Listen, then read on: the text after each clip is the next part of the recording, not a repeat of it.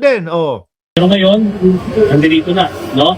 At sana ay tuloy-tuloy na ito para matanggal na yung mabasag na yung pagpapanggap ng Duterte family na sila ay mga simple mga tao.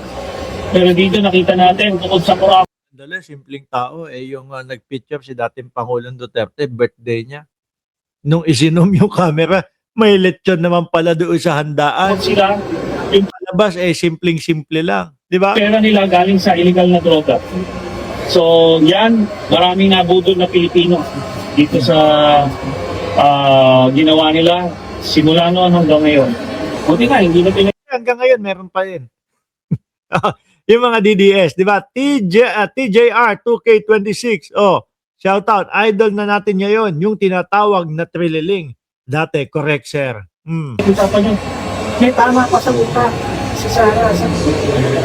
Ayaw, alam natin, marunong tayo manglapis ng tao. Alam natin kung sino yung nasa tamang mag-iisip o hindi. Hindi, ako din ho, mga kababayan. Pagpasensyaan nyo na po, Vice Presidente, ha.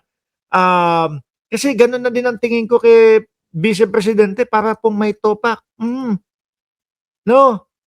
Parang may topak, mga kababayan. Biruin mo, doon sa mga press conference, etc. Kung ano-ano, putol ulo, tapon bangkay, o hukay bangkay, tapon bangkay. Di ba, mga bossing? O ngayon, eto, yung mga napatunayan. Duterte Salen from 2019 to 2024 had no declared cash on hand. Bank deposit daw po, mga kababayan.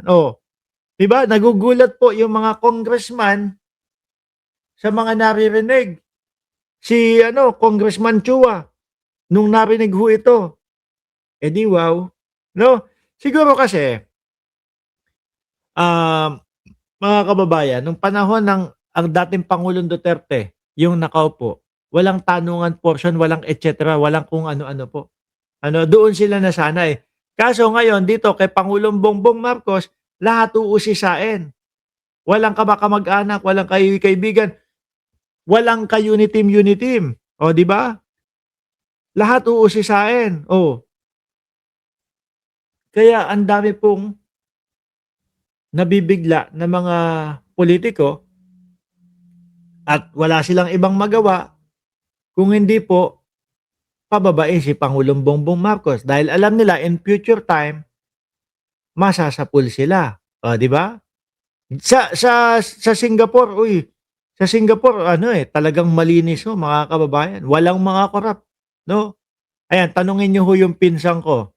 Si Miss Sunshine. Miss Sunshine, 'di ba diyan sa Singapore, walang mga loko-loko, walang mga kahit ano. Matagal ho ako natira diyan. At kung matandaan ko, ang cellphone number namin diyan sa Singapore dati +65 nag-uumpisa. Oo, +65. 'Di ba? Anyway, eto pa, yung mga boxes, ang dami ho mga kababayan. Kaya nagtataka ho ako, bakit nasasabi nila Martin Romualdez kasapakat at si Martin Romualdez yung pinaka-mastermind. Kung samantalang eto po yung mga tao na nasasabi, boxes allegedly sent to Revilla, Estrada, Bonoan, Maleta, for Olayba, pero wala akong naririnig. Meron pa rin ba? Hindi lang kasi takaw lang ng nasa meron pa din.